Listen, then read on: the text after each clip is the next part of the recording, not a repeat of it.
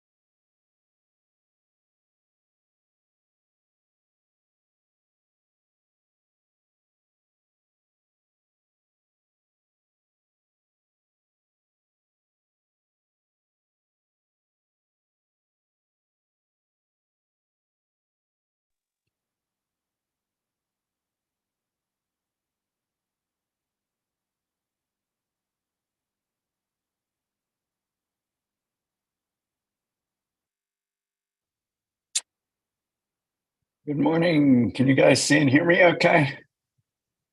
Thanks. I'm Eric Blank, and this is the Commissioner's Weekly Meeting for October 4th, 2023. Commissioner Plan, any preliminary comments? Are you ready to approve the consent agenda as presented? I am ready to approve the consent agenda. Commissioner Gilman, I would also vote to approve the consent agenda. as would I. Mr. Acera, executive session in the Atmos Energy Rate Case Appeal. Yeah, good morning, commissioners. I'm here to recommend that you convene an executive session today after the CWM to discuss District Court Case 23 CV 32082 pursuant to Title 24, Article 6, Section 402, subsection 3A, Roman 2. Commissioner Plant, I support that recommendation. Commissioner Gilman, I agree. as do I. Thank you, Mr. Acera. Proceeding 23AL-0452TR, Mr. Gramlich, Delta Transport. Yes, good morning. I'm Gary Gramlich of the transportation staff. This is the filing as stated by Delta Transport, submitted on September 5th. The effective date is October 6th. Delta Transport, under its certificate, may provide charter and shuttle service between points in the Denver metro area and also certain mountain counties and El Paso County. The certificate does have four somewhat different restrictions than most carriers would have. The first is it's restricted to non-emergency medical care. The second is door-to-door service. And the third and fourth, the third is the DIA, the fourth is the hotels and motels, but it's restricted to the transportation of passengers who require the use of a wheelchair to enter and exit the vehicle.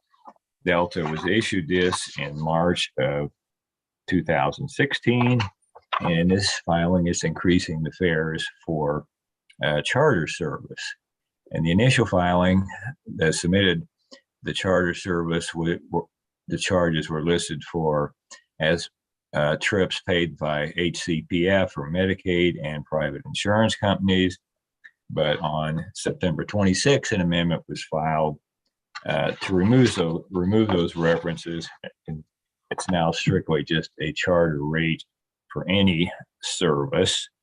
And the increase, the base rate stays the same at $55 per mile. Per mile charge is increasing from $2.50 to $5.50. The owner of Delta did provide some support and states they've been providing this service since 2016 for both ambulatory and wheelchair clients. And they have 12 vehicles, 5 of which are wheelchair vans. In 2022, they had 2 dispatchers, 12 drivers, and transported over 10,000 passengers. But he says, as with all companies, they are facing increased fuel, labor, and insurance costs, and the difficulty in keeping drivers if they can move to another company that will pay more. The owner also states that 85 to 90% of the trips they complete are billed to HCPF, but they do provide a small number of trips for private pay customers and for insurance companies as Pinnacle. Their revenue 2022 is about $926,000. Expenses were greater. They show a loss of about $45,000. His estimate for 2023 is over almost $1.2 million. And he shows expenses is only at $981,000 estimate, but I think that's going to be low from the increases we've seen. And as stated, the majority of the trips provided by Delta are for clients of Medicaid. And when they're doing this, the owner states that 6 to 8% of the trips may not be paid due to the ineligibility of the passenger, the client, or just an incorrect sending the invoice in incorrectly. but the drivers are still paid for these service. And Delta Transport is aware that the HCPF service is not regulated by the PUC, but has chosen and wishes to continue providing the service as a common carrier, and the restrictions in the authority also almost seem that it's required, but that was just the way it was written back in 2016. And I have a recommendation unless you have any questions. Now, if you can make a recommendation, that'd be great. Yes, I would say allow the proposed changes to the tariff to become effective by operational law on the date, which is October 6th. Commissioner Plant. Thank you. And I support the recommendation. I just have a quick question for you. So this is a 250 to 550, I think you said. That's a pretty significant increase, and they get reimbursed by HCPF. I'm wondering, does HCPF have a set budget that they are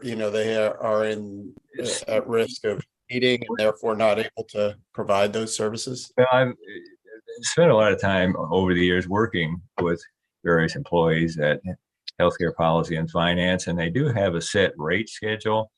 But what I've been informed by numerous carriers around the state that, and I can only accept what they say, that HCPF is currently paying $6.28 per mile. So this is under the rate currently paid by HCPF. But yes, they would have a budget and they have set rates for the services, but their rate schedule is somewhat confusing to understand. But I think this is going to be less than the maximum they pay. Okay, thank you. And I support the recommendation. Commissioner Coleman. Thanks. I agree with your recommendation. As do I. That can go into effect by operational law. Proceeding number 23 AL-0453 TR, Mr. Granlach, Estes Park Charters Company. Yes, the next one is also an advice letter and tariff as filed by Estes Park Shuttles, submitted on September 8th to become effective on October 9th. Estes Park Shuttle may provide scheduled charter sightseeing services in the Estes Park area and also within a 75-mile radius, which includes DIA. The service to DIA, their scheduled service, is by far their largest revenue source, 85 to 90% of total revenue. Their existing tariff became effective in October of 2021. The scheduled fares are increasing. The adult fare is increasing by $10. As well, from Estes Park to DIA, it's going from 65 to 75. The scheduled service is provided 6 times, round trips are 6 times a day, May through October, 4 times a day, October through April, during the slower season. All the fares are increased. The shuttle and charter increased more. Some of the sightseeing, they really only list 2 trips, and one of those fares are not increased. But as stated, it's the shuttle that really provides 90% of the revenue, which in 2022 was almost 1.1 million. Expenses were 1.2, or about a $94,000 loss. The estimate for the next 12 months of 2023 is about over 1.3, but expenses will still be greater and show a possible $55,000 loss. The annual report showed they operated 14 vehicles, had 20 employees in 2022. The owner did file a statement in support. One thing he listed, they had some issues with their website and booking system to get accurate numbers, and they're hoping to replace that. They also use an accountant that goes through all the numbers to provide the data. But he says one of their problems, as just stated, was retaining drivers. Insurance is supposed to increase by 20% in December.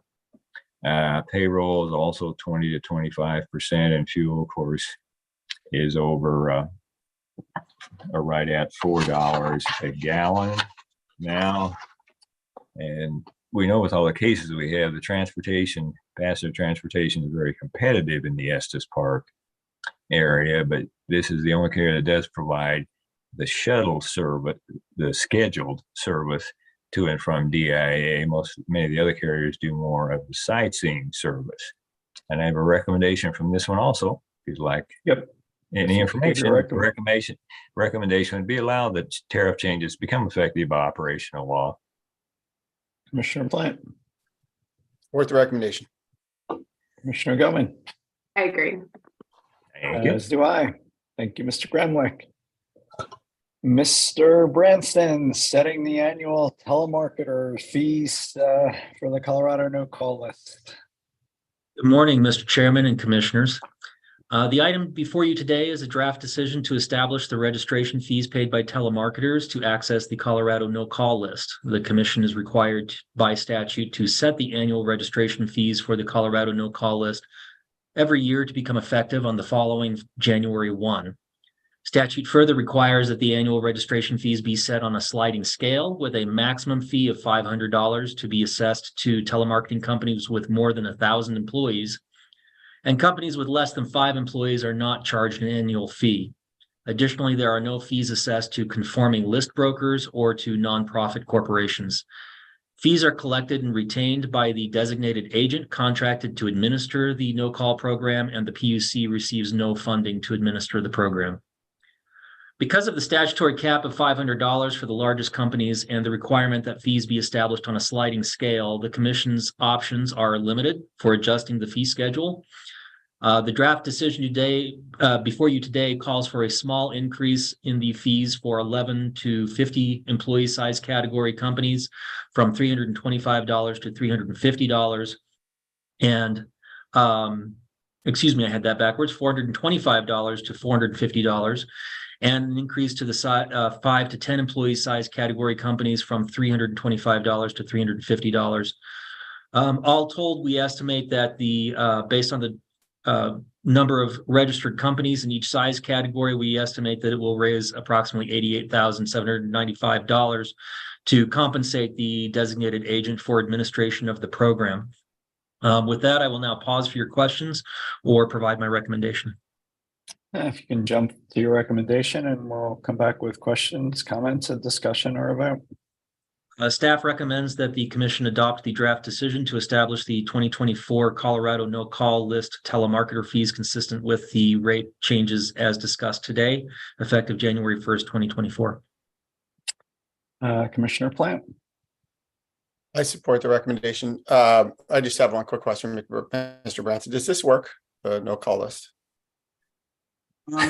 They are receiving complaints. We get quarterly reports from the administrator, the company that's contracted to administer this program for us. They do get quite a bit of complaints, and they report those to us. And they also refer complaints that meet the requirements to the Department of Law. We do not know how many of those are prosecuted. We don't know how many of those reach essentially the conclusion of that process because we don't get reporting back from the Department of Law on that. So I can't say for certain that it's actually making an impact, but it is functioning as it was designed by the legislature.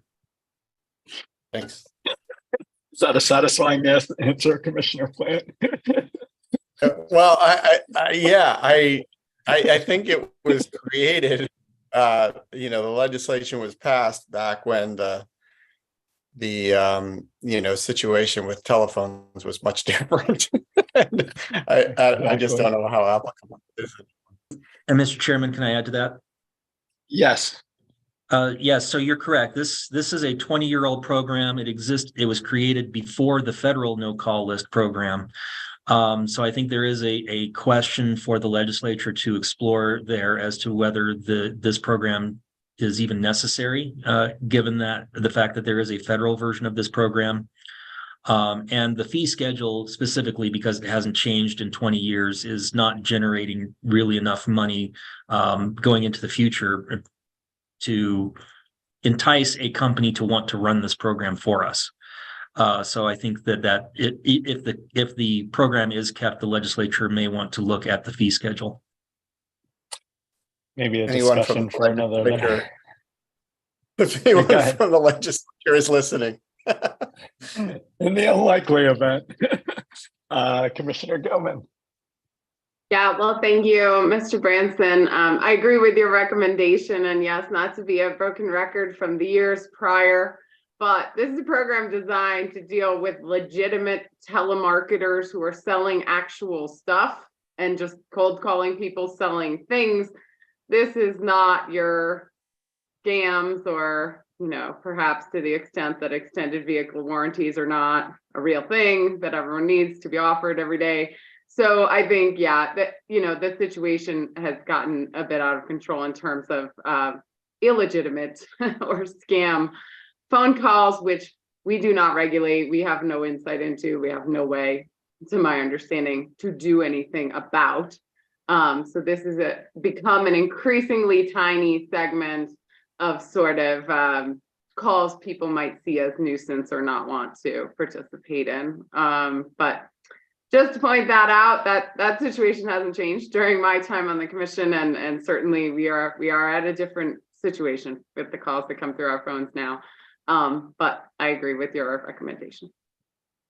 With that discouraging conversation, I do too. And that can be an ABC decision, opening the proceeding and setting the fees consistent with your recommendation. So thank you, sir. Thank you. Mr. Eden, Ms. McLaughlin, 21A-0141, 0141E. Yes, good morning, Commissioners. I'm Michael Eden with your advisors staff. Senior Assistant Attorney General Aaron McLaughlin is also with us. This morning, I'll tee up for your continued discussion of Public Service Company of Colorado's 120-day report, which was filed on September 18, 2023. As you know, this 120-day report derives from Public Service's 2021 Electric Resource Plan and Clean Energy Plan proceeding. At last week's meeting, the Commission began discussing potential guardrails to help ensure that the company-owned projects contained in the preferred plan will ultimately result in a reasonable cost to customers. For example, the Commission engaged in preliminary discussions about a potential sharing mechanism, the baseline of which would be the levelized cost of energy or levelized cost of capacity listed in Appendix P of the 120-day report. Unless there are any questions, I'll turn it back over to you for your continued discussion. Yeah, just really briefly reintroduce it, following up on our discussion from last week. And as we talked about then, the company is seeking a need finding in this case for 4,800 megawatts of utility-owned generation. For me, and as we said in our Colorado Power Pathway decision, a finding of need is implicitly contingent on certain cost expectations. An investment that may be needed at one cost may not be needed at a significantly higher cost. As we also discussed last week, in other contexts, such as the Brush Coal Plant conversion or the Cabin Creek repowering, we've seen costs, performance, or scheduling issues create substantially worse outcomes for customers as opposed to the initial estimates that were presented to us. Given that this phase 2 ERP proceeding is where the need determination is being made, given the size of the utility-owned resource acquisition, and given the company's apparent difficulties managing project costs and performance to match initial expectations in other contexts, I'd like to ask the company and the parties to propose for implementation in this proceeding a symmetric risk-sharing mechanism for the company-owned projects. The goal of this mechanism would be to better align customer and utility incentives, treat utility-owned generation in ways that at least somewhat closer to the risks that are routinely imposed on IPP projects, and to ensure reasonable costs for customers as required by statute. In terms of specific guidance, maybe the company and the parties could start with a levelized bid cost, as Mr. Eden said, contained in Appendix P, and develop a symmetric sharing mechanism that is meaningful. Perhaps that could be a sliding scale with increased sharing of, maybe 20 to 50% of the savings or cost overruns as the divergent from initial expectations increases. I'd also maybe suggest a deadband. The intent of this approach again would be to replicate, at least to some extent, some of the risk sharing that is typically in the model IPP contract.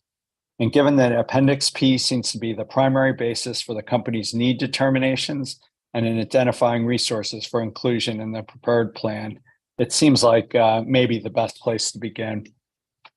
I'd also say that I'm looking forward to seeing the global PIM that may come out of the party stakeholder process.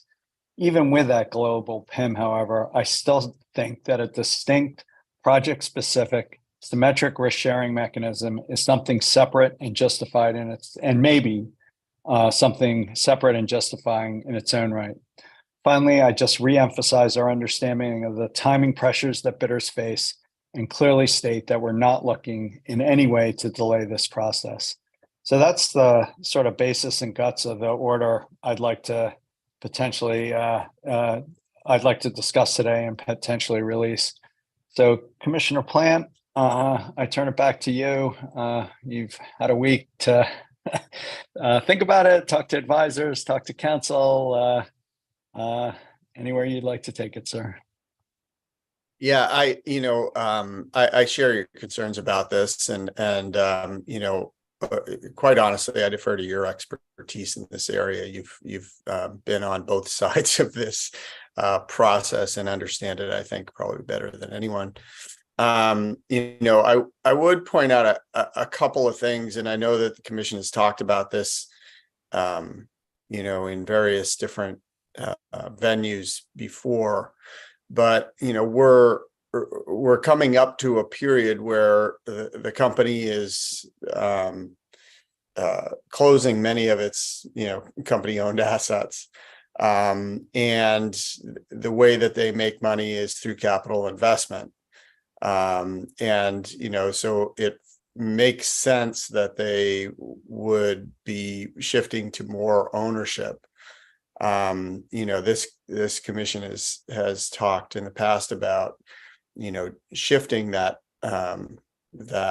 business model, maybe away from, capital investment as the way of earning money for the company.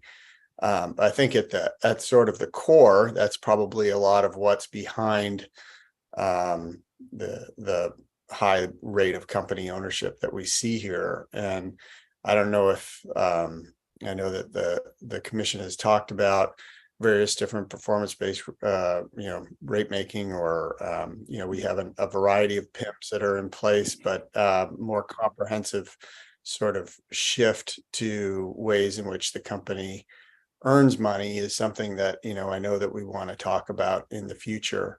But that's kind of the backdrop to what we're seeing in the ERP. I think is an increased level of ownership of these assets as they're retiring a variety of other assets, so I think it is worth discussion, and whether or not that's the right model, whether there's another model, but in the interim, I absolutely support your effort to try and align some of the cost containment mechanisms that exist for the IPPs, but maybe don't exist as much for the company. I appreciate the comments, and I think one of the first things when I came on the bench was looking at a report that Commissioner Gavin wrote and led and submitted to the legislature on various performance incentives. That was almost 3 years ago, so we could bring some of that back and have another discussion at a weekly meeting. I think it'd be useful to brainstorm it around and to see where it goes. So appreciate you raising it, and in the coming weeks, let's see if we can take that up again. Commissioner Gelman.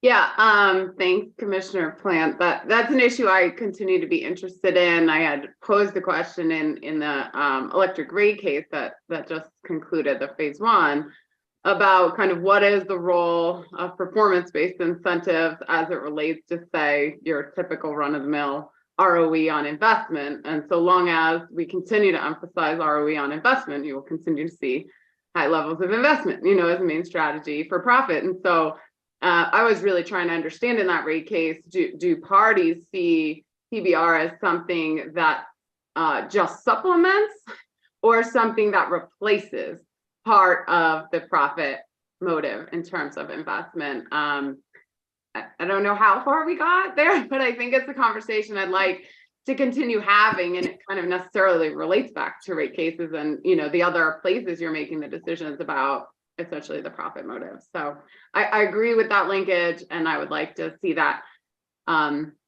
conversation continue in whatever methods appropriate. So Chair, I was noodling on this issue more, something certainly I've been thinking about, we've been discussing for, you know, in a few different sessions over the past probably year or two. So something I was envisioning being helpful for any order that would come out of this is really kind of clearly articulating the problem statement that we're looking to solve here.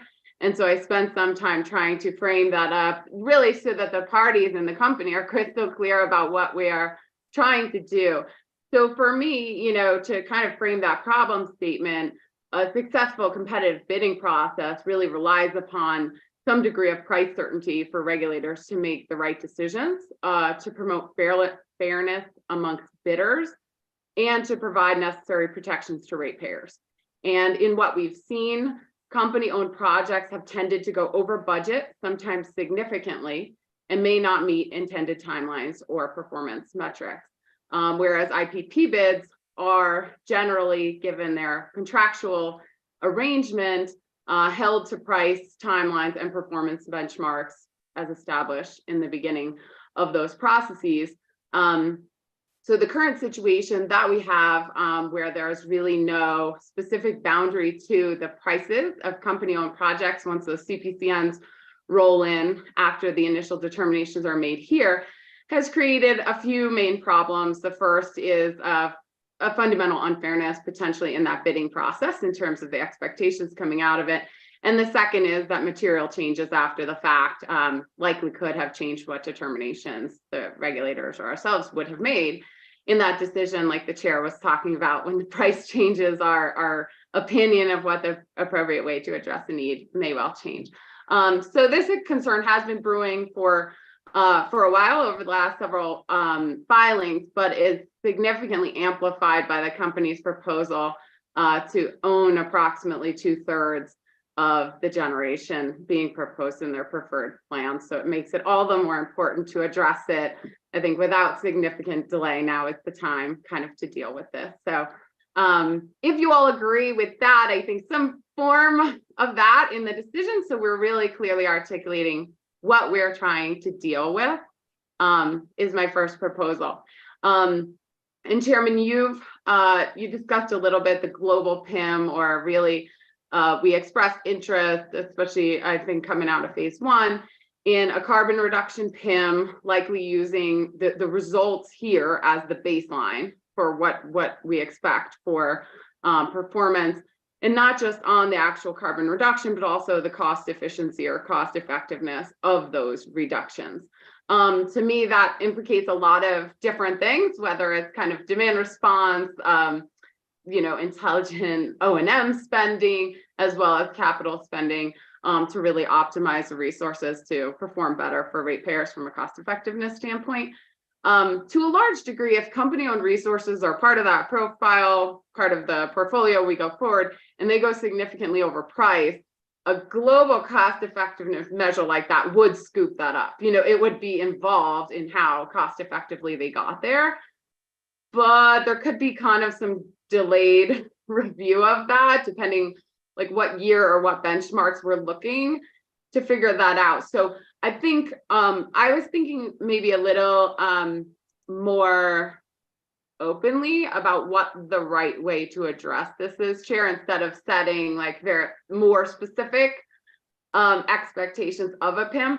I'd really like the parties to think about the PIM we've asked them to work on, as well as this very particular issue. I think cost is the biggest issue, but keep in mind that timing and performance, especially in the out years of assets, also matters. And so I'd like to have parties help us with this entire kind of ecosystem of things going on, understand where they think the best venue to address these would be. Is it well suited in the global carbon reduction PIM? Should these be individual processes? Should it be one thing that is done in this proceeding as you suggested, or do some of these issues go to the CPCNs for PIMs in CPCNs for projects? So that I'm not 100% clear of. That's what I'd like to hear from parties, is where should we address? I'm open to that discussion, but I'm asking to resolve it at the same time as the need determination. For me, I'm really cautious about making a need determination that doesn't tie down project-specific costs and performance. So to me, it's just two separate things. I'm well, first of all, I totally agree with your problem statement and would like to see that language included in the order. But I think, as we decided in the CPP, there's a much, even far stronger case to link the need determination to a binding commitment on cost. So I'd like to provide as firm as guidance as possible now on that link. I think once the backup bids are released, it's going to be very challenging to impose cost discipline. I think now at the need determination time is where we want to put in place project-specific PIMs with clarity, so they can decide whether they're willing to take that risk. And if not, they can go on to a backup bid on a project-specific basis. So that asking if we can make that decision as best we can, and the parties are free to argue, don't do it. But I'd like to provide as firm as guidance as we can at this time, linking the need determination to, really a firm risk sharing mechanism on costs like the IPPs do. Sorry, go ahead. No, so we're expecting the PIM proposal to come in November 17th. The existing request for PIM proposal. Mr. Reed, stop me if I'm wrong on my dates, but we're expecting that PIM proposal in on November 17th.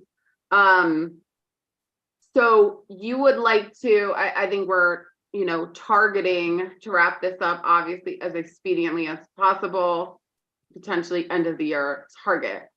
So you're wanting like a firm PIM with exact metrics by that time. I am. That's the request from the parties. I mean, I do want to get the right exact message, especially to the parties, to the company, about how firmly I think they should be held to those bids and performance. I don't know. I guess we'll see. So would you then ask for like a more preliminary, right now, the initial comments will come in November 8th from parties. Would you be looking for some interim or earlier comment date, like specific to this issue, to get this on the table? Ms. McLaughlin, am I in trouble? No, you're providing a superb segue. She's going to lay out an interim comment date to like specifically address this PIM issue.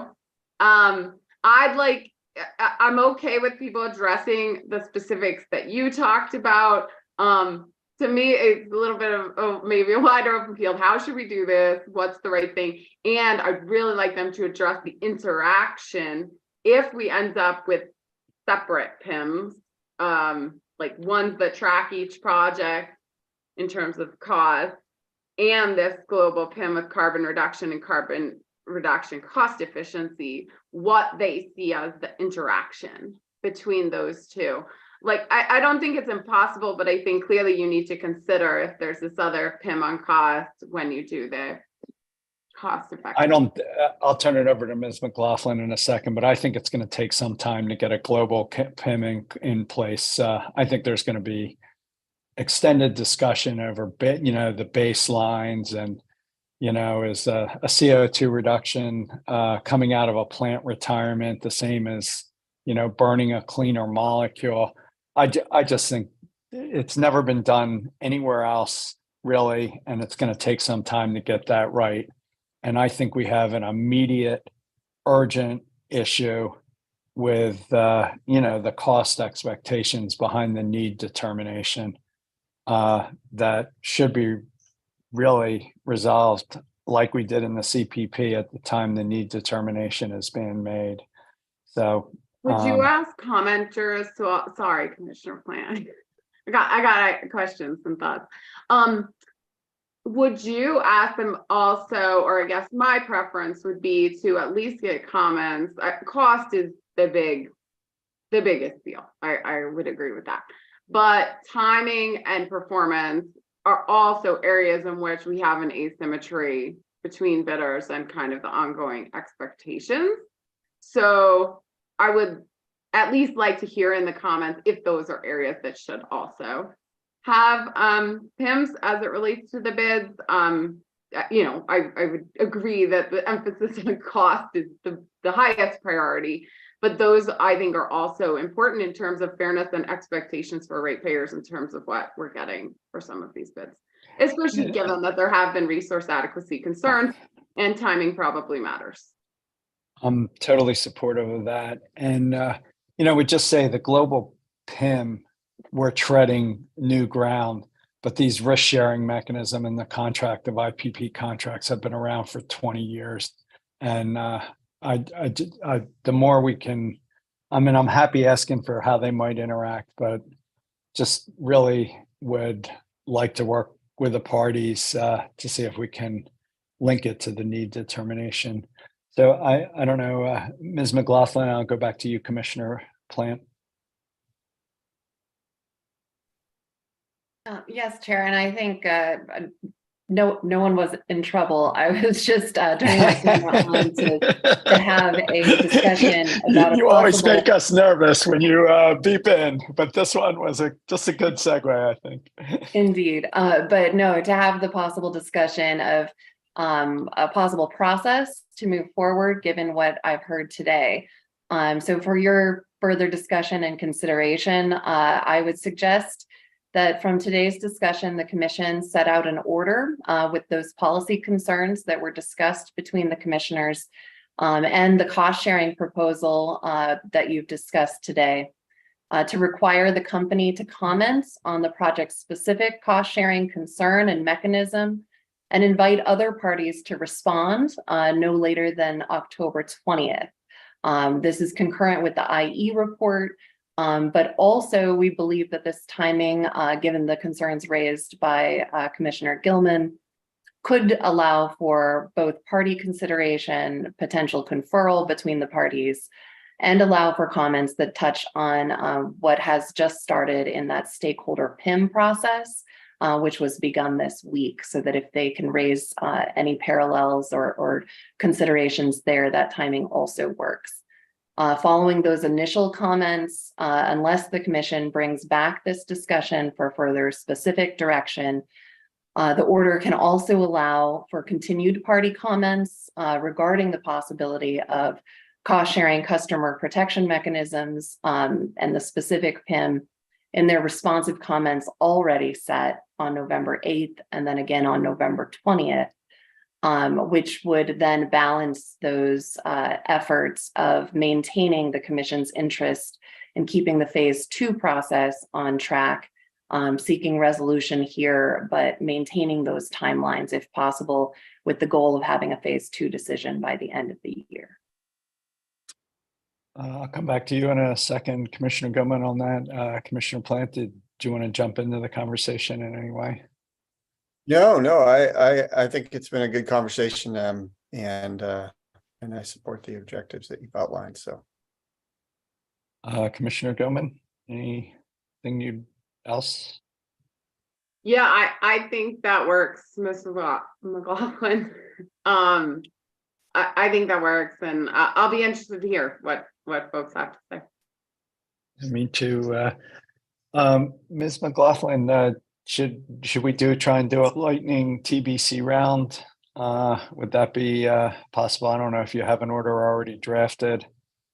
I do not, but I do know that Mr. Eden and I have been listening very carefully to your discussion today. certainly up to you.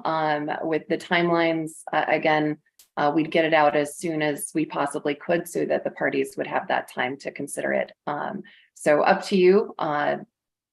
As far as a TBC process, I was taking notes vigorously so that we could possibly have an order out sooner than later.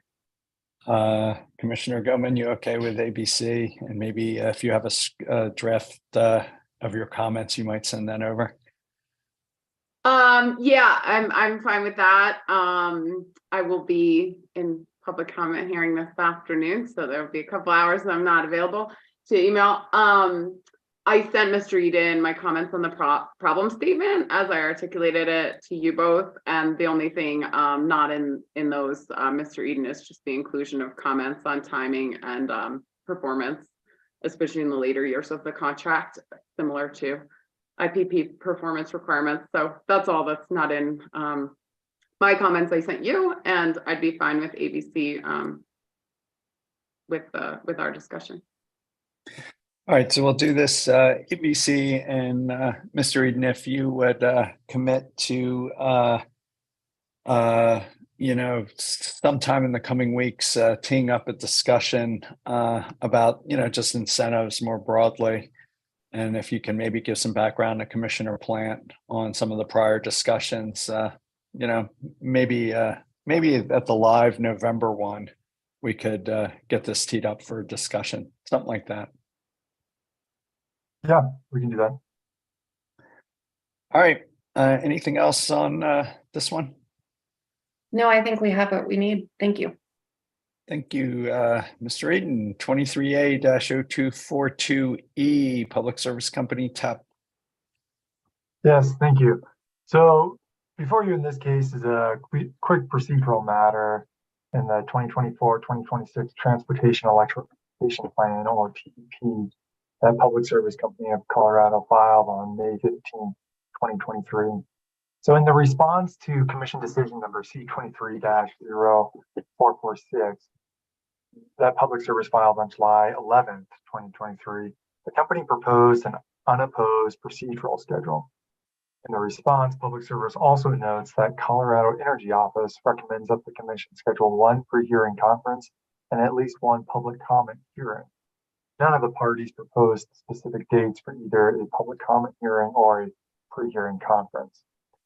Now, as you're aware, the Commission previously scheduled a 10-day en banc evidentiary hearing in this proceeding that begins on January 10th, 2024.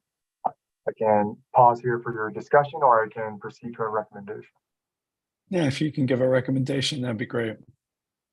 While advisors think that it's premature to schedule a pre-hearing conference at this time, we do recommend that the Commission schedule a remote public comment hearing for this proceeding.